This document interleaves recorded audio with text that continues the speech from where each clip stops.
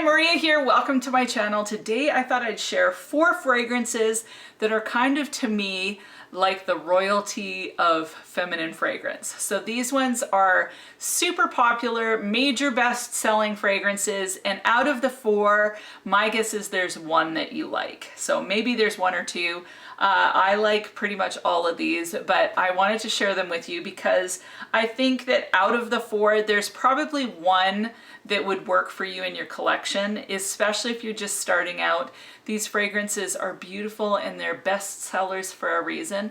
So I thought I would share them with you. And I'm going to start with, I believe this is the #1 seller in the world, and it is Vie Est Belle by Lancome. So this one, to me, I would characterize this primarily as, well, kind of a fruituli. So I definitely get the patchouli in this.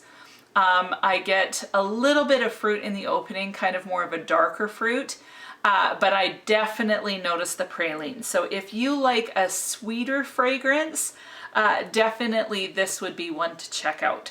So this one in the opening, it has black currant and pear. I get more of the black currant than the pear. Middle notes are iris, jasmine, and orange blossom. I would say I noticed the jasmine more so than anything. I notice a little bit of that powder from the iris, but what I really get are the base notes. So that is praline, vanilla, patchouli, and tonka bean, and those definitely come out in a major way. Now this one is long lasting. A lot of men really enjoy smelling this fragrance, so it makes a really nice signature scent. And although it's kind of like delectable and men enjoy smelling it, it certainly wouldn't be something that's so overpowering that you can't wear it during the day. Definitely makes a decent signature fragrance. So this one is definitely one of the royals in my opinion. So the next fragrance that I'm going to share with you is definitely one of those queens, and it would be Coco Mademoiselle by Chanel.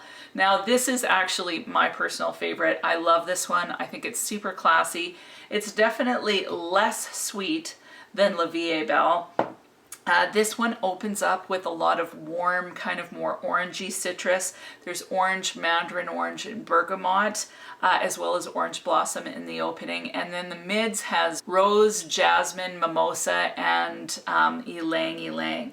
So I definitely get just a hint of that yellow floral, but I notice that jasmine and a little bit of that rose for sure.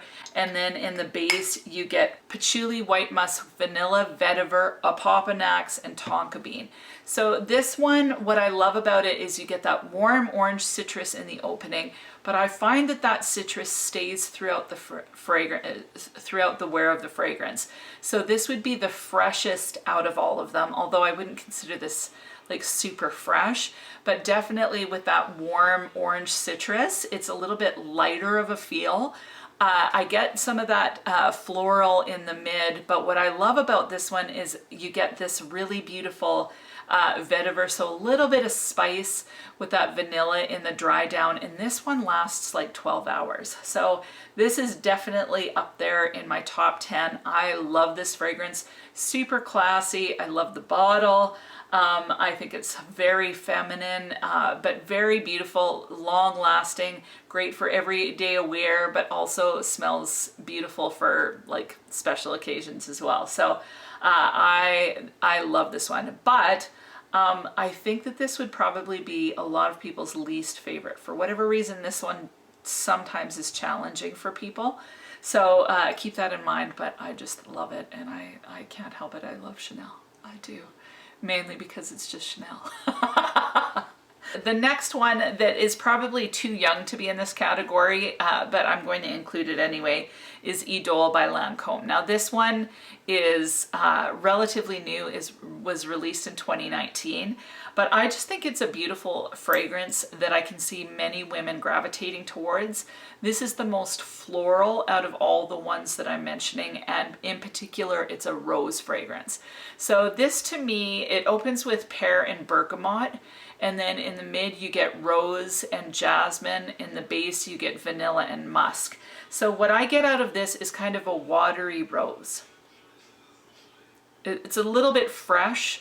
It's not a heavy old-fashioned rose. It's more of a maybe a dewy rose. Maybe that's why I get the watery aspect. Almost smells bordering on melon somehow to me.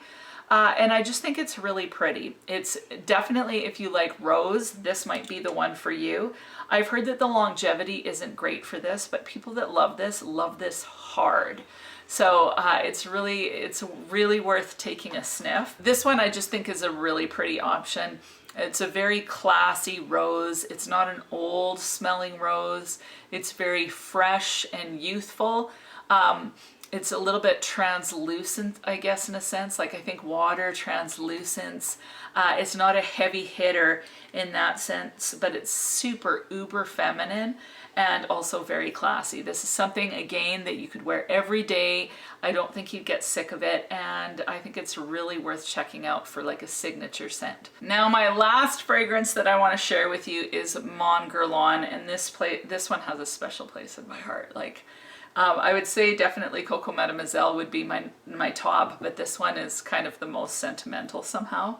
But I don't know why, but I just love smelling this one. This one smells so delicious. This is probably the most delicious yet classy fragrance out of all four. This one opens with lavender and bergamot, so definitely more aromatic than the rest. However, this one is quite sweet. So this one, as it dries down and you go into the mid notes, you get some iris, jasmine, sambac, and rose. The iris just adds a little bit of softness, so it doesn't come across to me as super powdery, but definitely just a little bit of softness in there. In the base, you get Tahitian vanilla, coumarin, sandalwood, benzoin, licorice, and patchouli. Now, I noticed that licorice a bit, so I noticed the lavender in the opening, the licorice in the end of the fragrance. The lavender kind of stays throughout. This one's definitely sweeter than, let's say, Coco Mademoiselle or Idole. It's less floral for sure than Idole. But it's just beautiful. I find this one to be so comforting. I just love this fragrance. To me, it just reminds me of being a mom because of that lavender. I always think about being a mom when I smell that because I think about my child. So this one's a little bit sentimental for me. If you don't like lavender, steer clear of this one, but this one's just beautifully sweet. But it doesn't get cloying, I think, because of the lavender and that little bit of licorice in there. It just kind of balances out the sweetness. I just think that this one is absolutely beautiful. Now, as far as longevity is concerned, I would give this the #1 spot, then Vie Est Belle, then Mon Guerlain, and then Idole. Idole is definitely the floral rose. The Vie Est Belle is more of a patchouli praline fragrance. The Coco Mademoiselle would be more of a warm orange citrus chypre. So it definitely has the oak moss and the vetiver in the base. It gives it a little bit of spice. This one's definitely the most long lasting. And then this one would be the most comforting with that aromatic aspect of the lavender, and yet this one is still sweet. So to me, out of these four, I'm sure that there would be one that you really enjoy. In fact, I would like to know, out of these four, which fragrance is your favorite out of those? Or is there another one that you can think of that kind of fits that royalty, like fragrance royalty, super popular, many women have them for good reason? Is there one that I'm missing out of this collection? If I am, let me know what you think it would be. Yeah, I just think that these are all really beautiful and very much signature scent worthy. So that's it for today. I hope that you have an absolutely amazing week, and we'll talk to you soon.